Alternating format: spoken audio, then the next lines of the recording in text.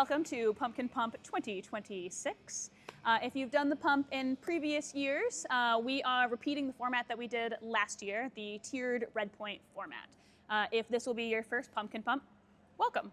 This is the rules. The tiered red point is a blend between modified red point and open red point, taking kind of the best of both types of formats and blending them together into a format where we think we get the best out of those formats. So there will be 4 tiers of difficulty of climbs, and everybody will be able to climb everything in their gender category. Except for the youth category, which will have 3 tiers going from 1 star up to 3 star, with 3 star being their hardest.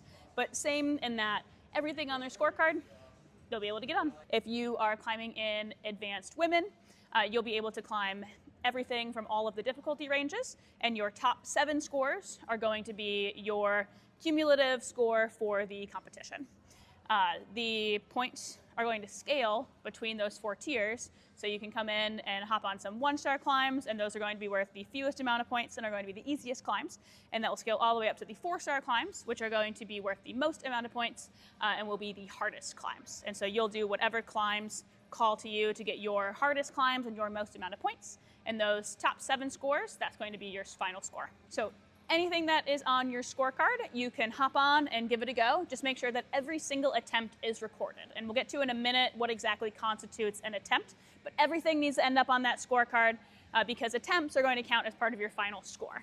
If you get a climb on the first try, you will get all of the associated points for that climb, but every time that you fall before your highest points on that climb will result in a 0.1 deduction, which you don't need to worry about. We'll handle that in the back, but it's primarily for tiebreakers.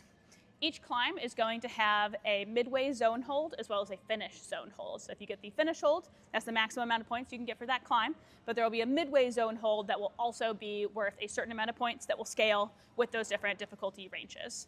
And so getting that zone hold might be worth more points on a 3-star climb than getting the top of this 2-star climb, or vice versa. And so making sure that you are weighing for your strategy between those different amounts of points and where you're most likely to get your most points.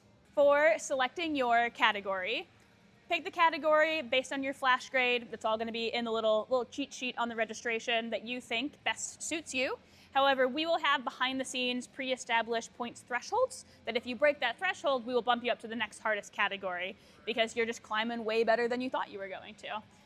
That's always a compliment. It means that you're just sending really hard. So pick whatever category you think is correct. Don't think too hard about it, and we will bump you up if you accidentally sandbagged your category. The schedule is going to look a little different this year.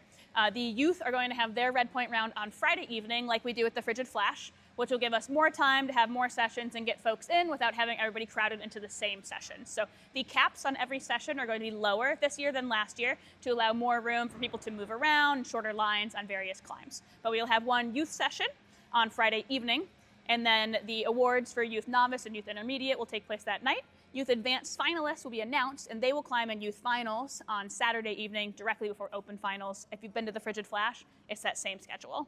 And then the adults will have 3 sessions on Saturday, October 24th, to climb in the morning, and then there'll be more of a late morning, midday session, and then a later session. The whole schedule is on the website, but you can pick any one of those 3 sessions, regardless of your category. For your climbs, they'll be indicated, matching up with the scorecard. You'll find it on the placard, the climb that is associated with that difficulty range and your gender, and then that climb is going to be the same color from bottom to top. So if on this pink climb, I've got a pink washer, all the holds then that I can use are going to be pink. If you use holds of a different color, that would be considered a fall. You have the points that you've gotten so far, and you'd need to come down. Similarly, if you are on your climb and your foot pops off and scrapes the ground, but you didn't totally fall off, that's what we call a dab. That would also be considered a fall, and you need to come down. Starting can look pretty different during a comp, so keeping in mind those traditional bouldering rules that we always see, which is that you need to establish on the start before you continue to move, that's still going to be true. So if I'm going to establish on the start of this climb, I've got my 2-hold start with the one hand here and the washer indicating the other hand. You have to get both feet off of the ground and establish here before beginning to move. A flying start you are not allowed to do, different than a jump start, which we'll talk about shortly. That would be if I got on here and then I pushed off the ground with my foot to make forward motion before I had established on that start with my whole body off of the ground. When going for something like a jump start, like this pink guy here, Anytime your whole body leaves the ground in an attempt to start the climb, that counts an attempt, even if you didn't get to the start hold. You still must establish on the start before progressing, but every time I leave the ground to attempt this start, that's an attempt. So every time that happens, I'm putting a 0 on my scorecard. For getting points on the zone holds and finish holds, you are going to have to establish control of that hold. Control is defined by stopping or changing your momentum intentionally on that hold, and that demonstrates that you've got control, you're progressing on the climb in a manner that's not you just flying off into the distance and onto the ground.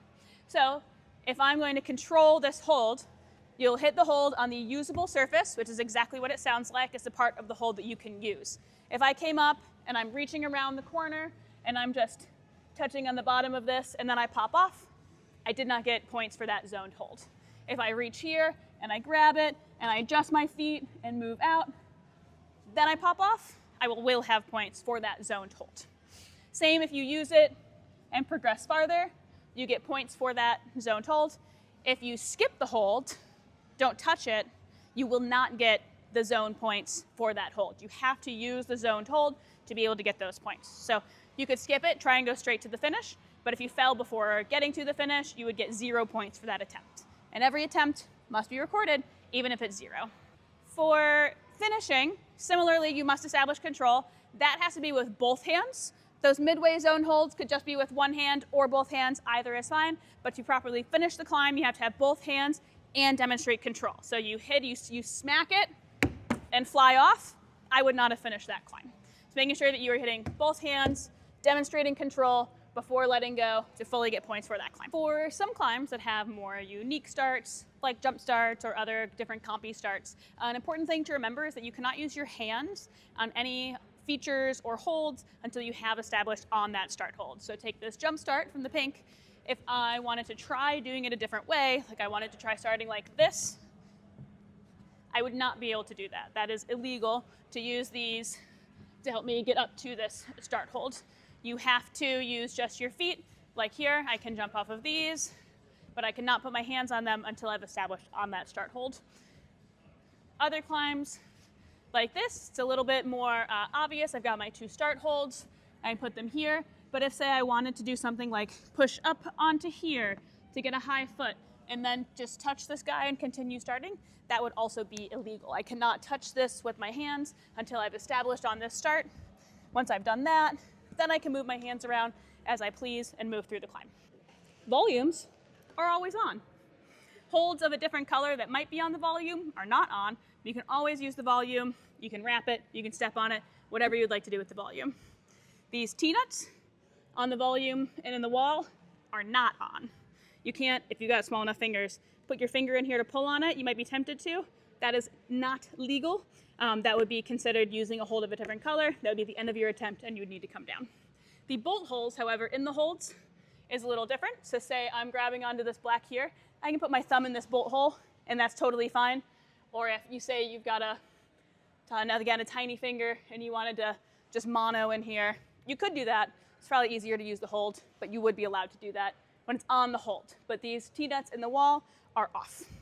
Dihedrals and arêtes, dihedrals inside corners, arêtes outside corners, are always going to be on as well. So feel free to stem out to another wall or grab an arête. Just be careful that you aren't using holds from a different climb that might be nearby. All of the climbs for the competition will have a finish hold, which means that the top of the wall is off. You're not allowed to touch the top of the wall until you have completed your climb. If you wanted to bail out and not take a wild fall, that would be totally fine, but using it would count as a fall, and that would be the end of your attempt. Whatever points you had would be your points for that go. Also, if you ever find that you are bleeding at any point in the competition, please take care of it right away. Don't continue to climb with blood coming out of your hands and onto the holds. We've got a blood kit downstairs. If there's any on the holds, let the front desk know so that they can get that taken care of, and you can get Band-Aids down at the front desk. There are going to be a lot of people here during the competition, so please make sure that you're giving everybody lots of space and being kind about taking turns on attempts and different climbs. If there are particularly congested areas, we will have some zone supervisors around who will help people facilitate those lines. Stacking scorecards into a pile is a great way to make a line for a particular area so that when your scorecard comes up, it's your turn to go. Places like the cave, where climbs are kind of traveling sideways and might intersect with each other, are going to be of particular note. So when you're in those areas, and when you're just in the bouldering area in general, please be watching who is already on the wall, because their climb might be coming towards you and you didn't realize it because you're started in a different place, but then they're going to overlap later. So be very cognizant of those things. Places like the corridor will often have intersecting climbs like that as well, especially for competitions, because we get very fun, compy, jumping, running starts that are awesome and we want to have. But we do not want people crashing into each other. So make sure you're giving room for people to fall and you're giving room for people to climb, that you're not going to be intersecting on the wall.